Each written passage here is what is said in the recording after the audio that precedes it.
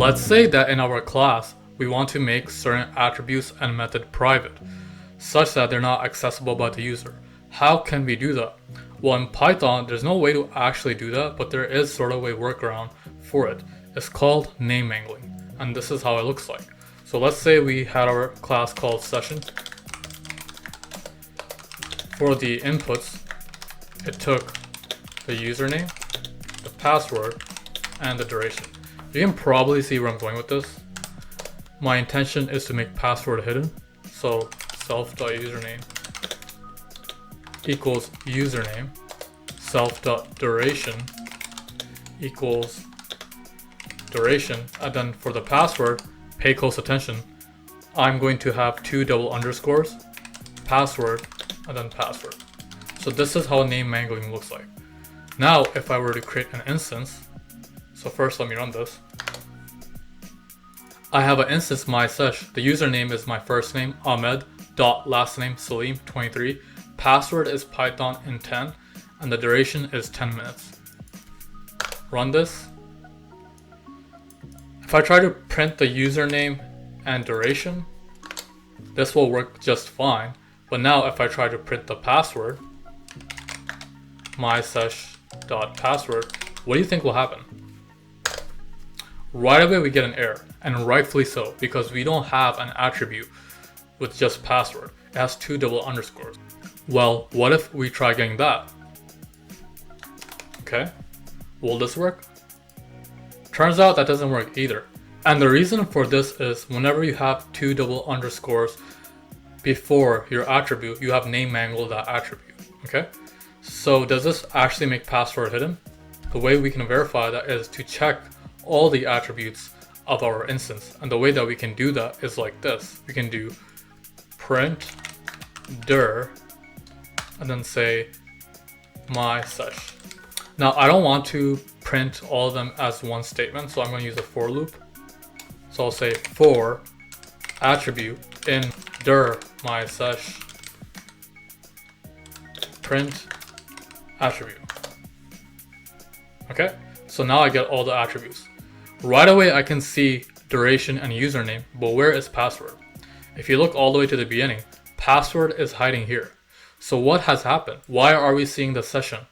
It turns out when you have 2 double underscores before your attribute, Python name mangles it like this, where it puts 1 underscore followed by the class name of that instance, in this case session, before you have that, okay? So in actuality, name mangling does not actually make your attribute private. It just changes the name around. So no matter how many times you put those 2 double underscores before your attribute, just keep in mind, for somebody who knows Python, can simply just get the class name and then find that attribute, or simply just print the attributes directly and find it like this, okay? So then this begs the question, if name mangling does not make an attribute private, then what really is the purpose of name mangling? The real power of name mangling is when you want to create polymorphs of an attribute, but you don't want the child attribute to override the parent attribute. You want both of the attributes to exist simultaneously. To demonstrate this, I will create my example first without name mangling, then I will do it with name mangling so you can see the distinction. Okay? So let's say I had my class session. Let me take it and let me put it here. For now, I will take out the name mangling, take this out. And let's say I have 2 child classes of session. So I have day session and the night session, where both of these have their own init method. And within their init method, they are referencing the init of session, the parent, but they're also redefining the password attribute in their own way. So for the day session, you're redefining password, but you're adding the day underscore before it. But for night session, you're adding the night underscore before it.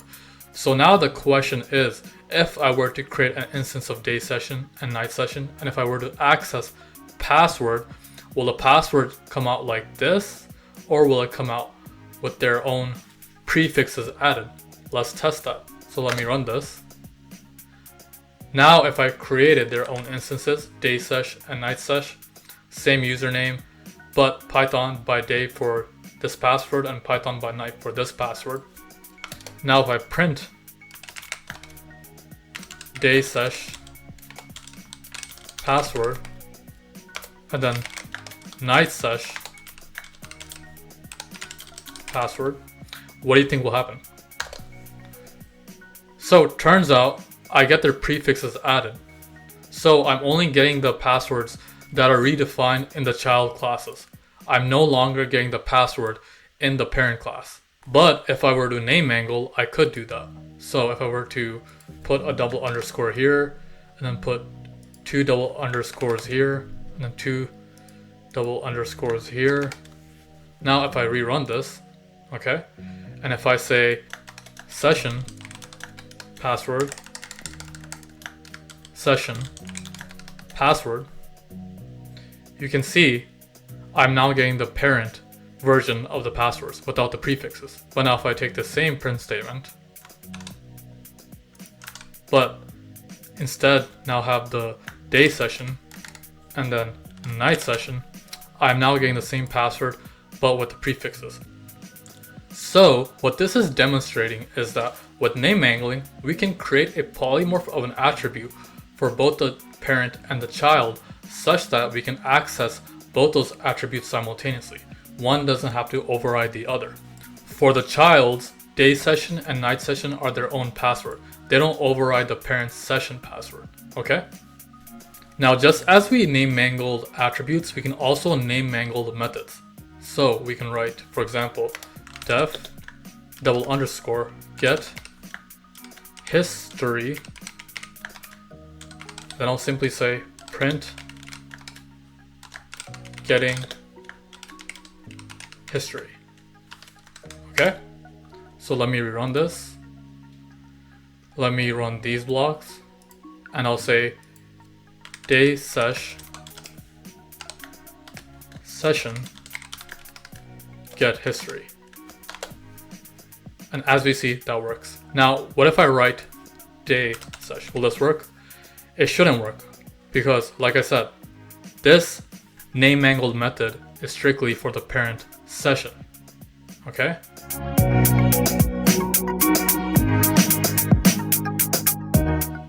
So that pretty much covers it for name mangling. Now me personally, I don't like to use name mangling. I think the whole idea is silly. I very rarely have to create polymorphs of an attribute where I'm using name mangling for that. And we already saw for the case of private attributes and method how name mangling was far from a solution. It was just a silly workaround. So what can we actually do when we want private methods? So I put together an example of what I like to do in that scenario. I like to use a setter and getter in place of using an attribute in conjunction with the hashlib library, where I like to use the SHA-256 encryption technique to make that setter and getter private. So I redefined the class session incorporating all of this. I'm taking the same inputs, username, password, and duration. Both username and duration are set to an attribute as they were, but password is now set to the setter and getter. The online status is initially false, and then I'm calling the login method I have down here with the password input. So now let me go over that setter and getter. If I try to get password, I get this message, do not have permission to retrieve, because you can never get the password. But if I try to set the password, what happens is this value of the password gets sent to the SHA-256 encode function. Now how does this work? This function, all it is doing is taking the value that you input and it is encrypting it into a SHA-256 hash string, which is a very, very long string of random characters. And for any encryption encode function, we have a complementary encryption verify function, where now we take the hash that was returned from the encode and we try to match it with any password that we create in the future, and we return true or false if that hash is indeed the encrypted version of password. So this is how we verify what we encrypt, okay? So now if I go here, I'm encoding the password here, but now when I put the password inside login, I'm trying to verify it here. And once it is verified, if this verifier turns true, the online status turns to true. And for log off, I simply just turn the online status to false. So now if I call an instance of session, same username, same password, I can now log in after I created the password.